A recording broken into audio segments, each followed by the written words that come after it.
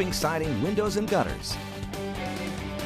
All right, we are back. 6:43 is the time. Thanks for joining us again this morning. And if you're just tuning in, once again, we look at Threat Tracker, one of our weather tools to kind of let you know if we have any significant change with our weather coming in.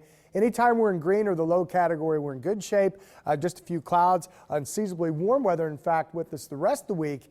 And right now we look to be dry at least through late Friday. So that is certainly good news. Outside this morning, 35 degrees on the update. We've got calm conditions. We also have very uniform temperatures all across eastern Nebraska, western Iowa, northwestern Missouri. One of the cooler spots now, back down to 30 degrees in Norfolk. Right now in Lincoln, still holding at 33. We've cooled to that number in Fremont as we move east and southeast, generally low to mid 30s into southwestern Iowa. Right now, Red Oak and Clarinda both checking in at 32. And in close here across the metro right now, this time around, we'll head from, say, around 168th and Dodge back toward 180th and Dodge, right around the Village Point Shopping Center. Other than a few fair weather clouds, we continue to be dry. In fact, the clouds kind of thickening up from here back to the west. You can see mainly fair weather cloud cover that will filter out the sunshine. I mentioned what's going on back to the Pacific Northwest. Look at all this rain, and a majority of it is rain, some high mountain snow through parts of the Cascades of Washington. And then as you head through Idaho and Montana, same type of story.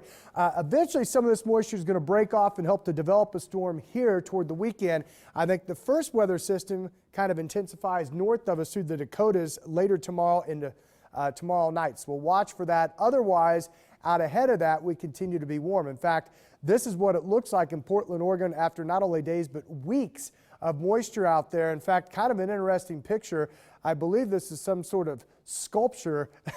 I hope it's not some sort of sea animal. It looks very odd, but again, the fellow who tweeted that out from the Pacific Northwest said more he was focused on the ominous rain, so I'm guessing that's probably just some sort of art sculpture out there on the streets of Portland. But it does kind of look like a sea monster a little bit, and you don't really have to use your imagination for that.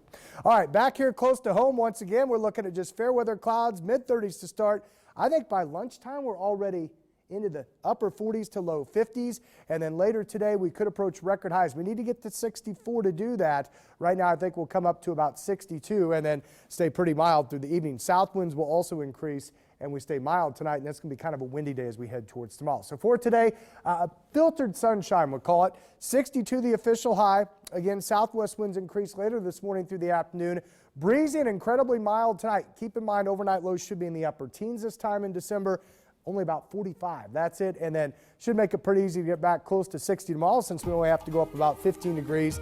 Partly sunny, still unseasonably warm Friday. Then the change for the weekend, not only in the weather pattern, but kind of a change in our forecast from yesterday. Right now, it looks like that next major weather system will develop a little more east, kind of back to Monday's solution, which does a couple of things here. One, it keeps us mainly in the liquid form. It also keeps temperatures a little bit warmer. So if we were going to see some wet snowflakes, I still think that could happen Sunday morning. Maybe a little better shot of that on Tuesday. But no Arctic air, nothing bitterly cold. In fact, we're just talking about temps still above normal in the low to mid 40s right through at least the first part of next week. All right, so we'll continue to track that situation. And of course, we're tracking our morning drive. For more on that, let's go back to